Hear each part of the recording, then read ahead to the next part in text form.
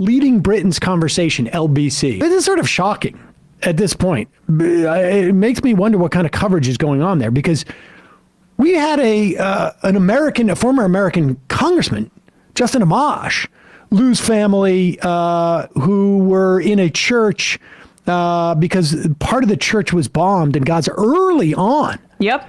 And subsequent to that, at the very least, in the past couple of days, there's been a lot of images in fact, I think the Pope even spoke out about sniper attacks on churchgoers in Gaza. They killed a woman and a child, I think. The Pope is an international figure. Is he a Christian? And he is, I believe, a part of a Christian movement called Catholicism. Look that up, Bradley. Bradley, check that out. In the meantime, here is, this is sort of shocking. Play this clip. I just wonder, this person speaking is the deputy mayor of Jerusalem. If a ceasefire means the return of the hostages and the dismantlement of a genocidal regime that has stated that they're going to attack us again, then everybody would be in favor of a ceasefire. But if a ceasefire means that we're just going to keep them quiet for a bit until they attack again, then it's Israel's obligation to defend its citizens and destroy that threat, don't you think? Why is it necessary, it is reported, to start shooting, having snipers outside a church?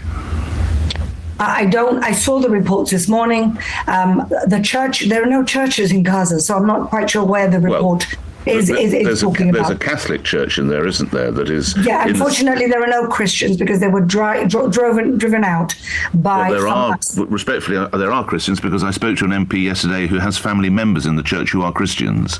Well, I don't know what happened. I don't know who was attacked. I didn't see the report. That is, and I've actually saw that on Twitter. The member of parliament was actually live tweeting what was going on with her family in this church, and the snipers attacking members of her family, and the idea, it's a lie, that, well, I think she really doesn't know. Yeah, she didn't know that there were churches there.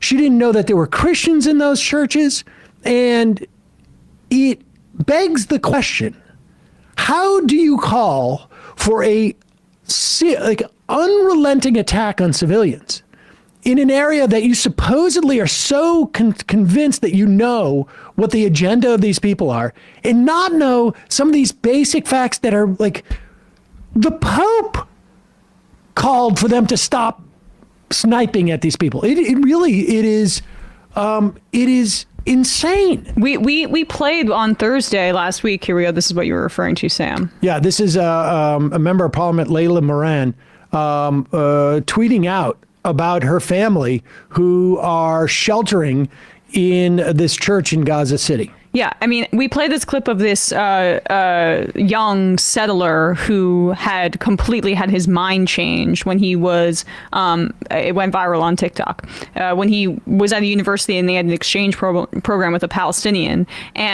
who came and spoke about the checkpoints and how long it took him to get into this university just to beg these folks to see his humanity, and how he had absolutely no idea and no concept until he went with that Palestinian man over the border that these people, A, were not just immediately going to kill him, and B, what the conditions were like over there. Israeli society has been so hermetically sealed from the realities of what's happening over there in Gaza that even the deputy mayor of Jerusalem, the holy city, which, by the way, you can only be elderly as a Palestinian to even go to Jerusalem. Many Palestinians haven't even seen Jerusalem, which is mere miles from where they live. Also discussed in that video by the settler.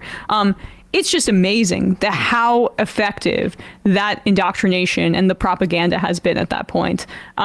So who knows if she's lying or if she actually believes it, and I'm not exactly sure what is worse at that point. It's impossible to know what's worse. But I actually think she believed it, which just shows you the durability, the scope, and the depth of how ignorant the Israelis are, and the indoctrination that's associated with what their own country is doing to people who are miles away from them. Yeah, and last thing on that point, if she did know and was knowingly lying, there's also the piece where Zionists within Israel are very afraid if the Western folks, and including Christian Zionists and Christians, start to identify a little bit more with the Palestinian people and getting the idea out there that Christians are also dying in this instance might aid that. I'm not sure. The Christians, well, they won't care. Okay, you heard Michelle Bachmann. She said basically get rid of all 2 million. A few Christians that aren't insane Republican psychos, maybe.